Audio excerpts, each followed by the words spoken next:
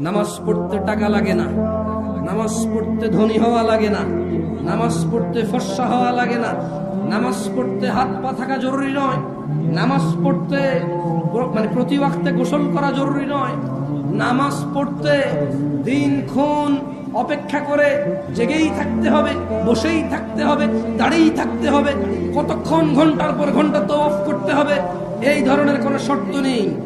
মহিলা পুরুষের আলাদা বিধান নেই, ধনী দরিদ্রের আলাদা বিধান নেই। অথবা তারা যারা সালাতকে ত্যাগ করেছে, আল্লাহর নবী বলছে ইসলামের স্তম্ভ 5টি: আল্লাহকে সাক্ষী দেওয়া, ওনার রাসূলকে সাক্ষী দেওয়া এবং সালাত প্রতিষ্ঠিত করা, সমর্থবান যাকাত দেওয়া, সমর্থবান হজ করা।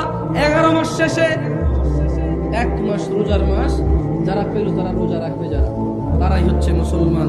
এটা হচ্ছে ইসলামের স্তম্ভ। কয়েকটি কাজ একনিষ্ঠভাবে করলেই আমরা জান্নাতে প্রবেশ করতে পারি, যার অন্যতম হলো